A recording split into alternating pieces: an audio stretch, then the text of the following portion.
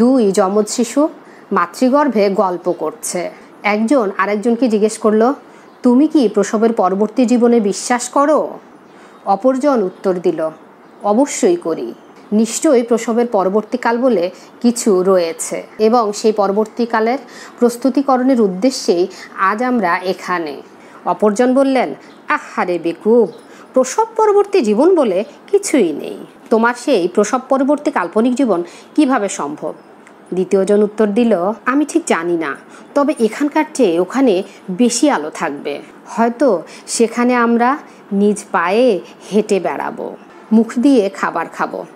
হয়তো আমাদের ইন্দ্রিয়গুলোর অনুভূতি এখানকার চাইতে ভিন্নতর হবে, যা এখন আমরা বুঝতে পারছি না। প্রথমজন, এটা কল্পনাবিলাস ব্যতীত কিছুই না। নিজের পায়ে চলাচল অসম্ভব, আর মুখ দিয়ে খাবার খাওয়া সেটা কল্পনা ছাড়া আর কিছুই না। আমাদের শরীরে প্রয়োজনীয় পুষ্টি সরবরাহ আসে এই নারীর মাধ্যমে, কিন্তু নারীর এই স্বল্পদৈর্ঘ্য আমাদের প্রসব পরবর্তী জীবনের জন্য কোনো যুক্তিতেই যথেষ্ট হতে পারে না। সুতরাং প্রসব পরবর্তী জীবন এক কথায় অসম্ভব। দ্বিতীয়জন, আমি মনে করি জীবন এখানেই শেষ নয়, হয়তোবা প্রসব পরবর্তী জীবন অন্য রকম। হয়তো সেখানে আমাদের এই নারীর প্রয়োজনই হবে না। প্রথমজন, ফালতু চিন্তারও একটা সীমা থাকে। আর যদি এমনই হতো তাহলে কেউ কেন কখনো সেখান থেকে ফিরে আসেনি? প্রসব হলো জীবনের শেষ এবং তারপর নীরবতা আর শূন্যতা।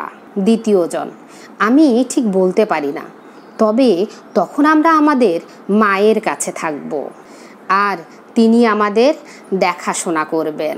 প্রথমজন, মা তুমি সত্যিই বিশ্বাস করো?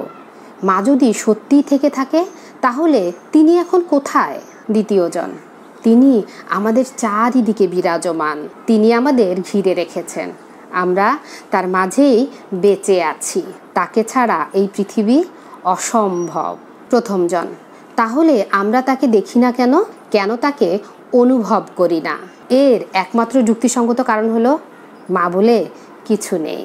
দ্বিতীয়জন উত্তর দিল, মাঝে মাঝে তুমি যদি নীরব থেকে মনোযোগ সহকারে খেয়াল করো, তুমি তার অস্তিত্ব অনুভব করবে, তুমি তাকে শুনতে পাবে, যে তার মায়াভরা কণ্ঠে আমাদের উপর হতে ডাকছে।